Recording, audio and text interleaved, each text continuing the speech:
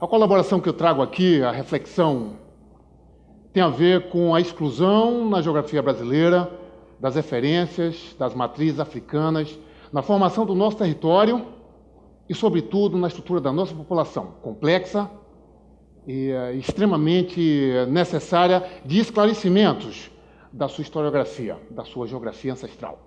Bem, esse projeto de Geografia Brasileira ele tem uma estrada, e então o que eu vou falar aqui é um pouco uma síntese, um apanhado de algumas dessas pesquisas que temos realizado ao longo desses anos. Há 2 anos atrás tivemos um censo. Nesse censo, se observarmos a estrutura da nossa população, nós vamos ver que a distribuição, a concentração da população, ela tem a ver com os espaços, tem a ver com as grandes áreas de atividades econômicas coloniais imperiais. E aí a gente tem que perceber que o Brasil do passado, do século XVI, XVII, XVIII, XIX, tem muito a ver com o Brasil do século XXI.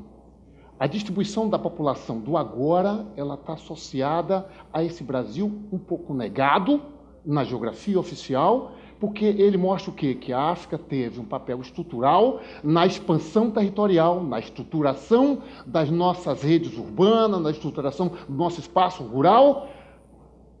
E aí eu vejo que essa configuração aqui tem a ver com essa. O Brasil do passado, portanto, conversa com o Brasil do presente. Eu só vou entender esse Brasil do presente se eu me reporto ao Brasil do passado, onde a força de trabalho básica, propulsora do Brasil colonial imperial, tem como referência as tecnologias, os conhecimentos, os saberes africanos. Sobretudo, os indígenas também, mas sobretudo os trabalhadores africanos e africanas.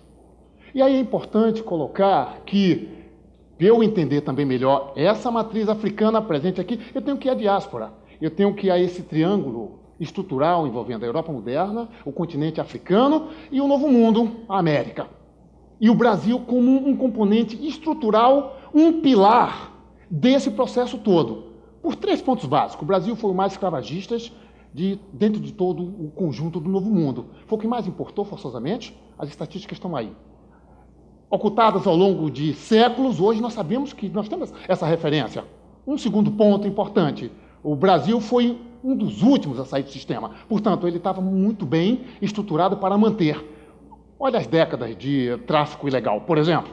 São reveladores. E o Brasil saiu sem querer do sistema escravista, saiu zangado. Isso se repete e se reflete hoje, sobretudo, no Brasil contemporâneo. Vale a pena dizer a posição privilegiada do Brasil. Isso é geografia. A posição privilegiada tem a ver o quê? O Brasil está de frente da costa ocidental africana. Então, a rede urbana nossa tem a ver com essa referência com a África. Os quilombos são extremamente importantes nesse momento histórico. Quilombo no passado, mas quilombo também no presente. Daqui a pouco a gente volta nesse ponto. Os quilombos não podem ser vistos só passado, mas no passado era uma pedra no sapato da colônia.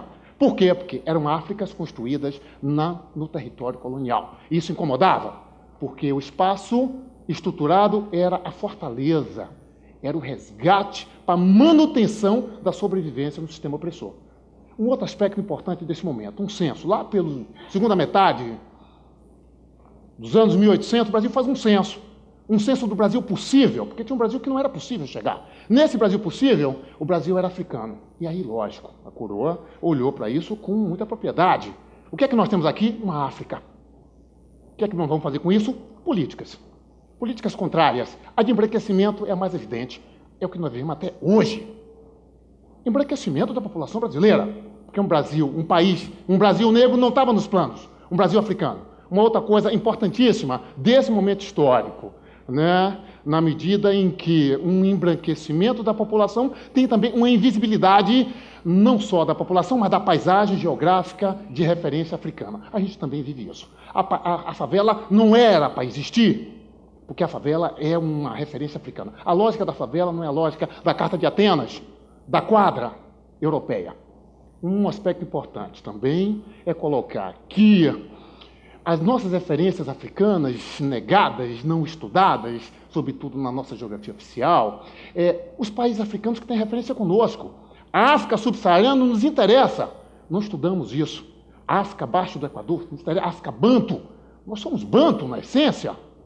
O samba, o jongo, o quilombo. Somos bantos. O jeitão meu de falar aqui De onde é que veio isso? Tem as línguas bantus presentes. Quando eu canto, por exemplo, ali numa roda de capoeira, e olá, ela, ilá, olelê. O que é isso? É o Brasil português africanizado presente.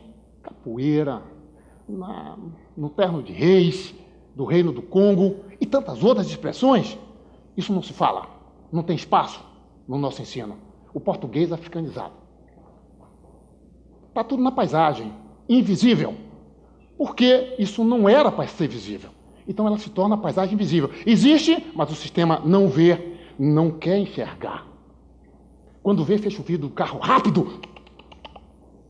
Não é para ser visto, porque esse Brasil não era para existir. O lugar na África, no pensamento social. Teriam que ter voltado. Entretanto, estamos territorializados. Então, o fato espacial negado, esse é o desafio do Brasil contemporâneo. Inclusive negado na população, o censo. Quem é preto? Quem é branco? Quem é amarelo? Quem é pardo? Quando eu junto o preto com o pardo, tem expressão. Aí o Brasil africano se aproxima. Nós temos que rever os métodos de aferição, eles não revelam o Brasil real. O Brasil com a sua referência identitária na África. Esse gráfico é interessante, mostra que ao longo dos anos 40 até 2010, a população preta quase que está em extinção. Né? Então, temos que ter muito cuidado, tem uma negação. A população parda é um fenômeno. Então, a gente tem que ver que o Brasil hoje é um país pardo. De noite, todos os gatos são o quê? Não é ninguém. Qual é a identidade do pardo? Não sabemos. Então, o Brasil está em risco. Interessante que isso é um risco. Um país continental com a identidade frágil. Esse gráfico é mais que um gráfico, porque são números.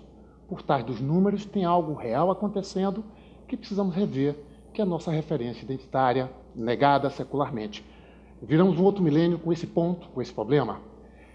Esse problema, essa questão está presente, seja no espaço urbano, seja no espaço rural. No urbano, as grandes metrópoles revelam isso. O Rio de Janeiro, Salvador, Belém do Pará, Recife. É só andar e observar, tirar a lente de contato ou botar um outro colírio e olhar. A África está presente nessas paisagens. Se olha, por exemplo, na cidade de Salvador, dá um zoom em um terreiro de candomblé, por exemplo, o Axé Opô Fonjá. Interessante. Olha essa mata. Por que é que ela existe até hoje em uma urbanização violenta, destruidora? Por que é que eu tenho uma lâmina d'água, tenho um rio, um riacho, que ainda se mantém? Porque a exclusão espacial permitiu essa sobrevivência, junto com a resistência, junto com o conhecimento sagrado, o saber secular mantido. Então, a cidade cresceu, pressiona, mas está lá. Então, a exclusão, nós temos aí um paradoxo. O território do candomblé não era para ser pressionado para deixar de existir, era para se manter, porque junto com ele tem uma solução, não um problema. A gente vê isso também no Brasil rural. Aqui está o território do Analió, Brasil Central. Território Calunga, lá norte, Goiás. O maior território quilombola do Brasil. A gente está falando de um sítio, é um território. 3 ou 4 municípios envolve o território Calunga. Lá a Dona Lió, a dona desse terreiro, ela faz sabão, ela faz farinha, ela tem os bois, ela cria as cabras. O lugar do pilão sagrado. Por que o pilão sagrado? O alimento. Não se mexe com o lugar da produção do alimento. Onde pila o café, onde pila o milho, onde se gera a vida. Por isso o pilão sagrado não sai do lugar. Aqui está a Dona Lió no seu fogão de lenha, nos contando as suas histórias, porque a transmissão é oral, porque a escrita não foi possível. Então a transmissão da oralidade, ela é importante porque ela conta a historicidade. Isso que está em risco, os saberes, os conhecimentos, o território. Isso que se manteve de maneira excluída há 4, 5 séculos, nós estamos agora, início de um milênio, com tudo isso em risco. Os territórios quilombolas brasileiros, hoje, como no passado, são uma pedra no sapato do sistema dominante. Isso tem que ser revisto. Essa geografia não está correta. Temos aí um conflito secular mal resolvido, embaixo do tapete. Ou botamos ele para fora, ou isso se mantém, vai para o outro milênio. Os quilombos brasileiros não são poucos, contemporâneos. São muitos. Por que são muitos? Porque são 4 séculos de importação forçada. Como ficar isso invisível? Não tem como. Vai até um ponto, não dá mais para tratar isso de maneira invisível. Aonde estão os ciclos econômicos coloniais, estão os territórios quilombolas contemporâneos, cuja parte do problema é o preconceito secular, ligado, sobretudo, a regiões tropicais. Os trópicos, a hostilização dos trópicos. Isso criado que, lá no século XV e XVI, os primeiros mapas mostram isso. Zona tórrida. Então, aqui, a vida é impossível. Os estereótipos dos seres humanos. Os saberes, os conhecimentos, a arquitetura, a maneira de viver, a vegetação. De onde é que vem essa expressão? Preço de banana. Não, isso aí é um abacaxi. De onde é que vem isso? Da hostilização com o ambiente.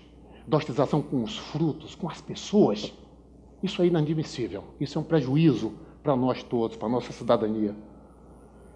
Aqui está um espaço africano que parece muito com um quilombo contemporâneo. Olha lá, o chefe com seu staff, conversando, dialogando no seu ambiente. A casa de taipa que tem aqui, em todo o Brasil, vem de onde? Vem de lá. É profundamente discriminada aqui. Não chamo isso de arquitetura, nem de casa. É barraco. Isso está errado. É como chamar um reino africano de tribo. É como chamar uma língua africana de dialeto. Não podemos mais. Não aceitamos mais. Isso não cabe mais. Estamos em 2012.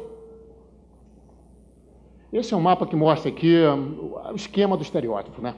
Não se estuda e, ao não se estudar, se nega. Então, por exemplo, os estrangeiros que vêm no nosso país nem sabem direito qual é a capital. Acha que aqui ainda vai encontrar moças, rapazes, homens, mulheres, vestidos de penas. Acha que aqui não tem urbanização, que a modernidade, que a contemporaneidade não existe aqui. Isso é falta de informação, e aí é preconceito, aí é básico, e aí o estereótipo. Esse esquema nós fazemos com a África. Não estudamos. Não estudamos. E ao estudar, negamos. E ao negar, o que vem pega. A primeira imagem da televisão, a pobreza, a mendigagem, a morte. É isso que fica. Se olharmos na geografia, vamos ver isso de forma emblemática e triste.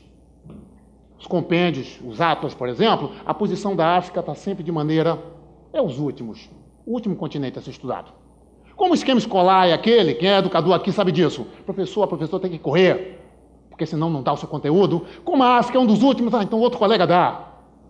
E os anos estão passando, as décadas estão andando, e não estudamos o continente africano. Continuamos nisso. Faça uma experiência em casa. Olhe lá o Atlas que tem lá na biblioteca. Como é que a África aparece? Depois vocês me contam o que é que ocorre. E quando aparece, é assim, uma imagem de escravidão direta associada ao continente africano. Isso não está certo. Uma criança, nossos filhos, os netos, 7, 8, 9 anos, o caráter se configurando, vê uma imagem dessa. É uma vida inteira com uma imagem errônea.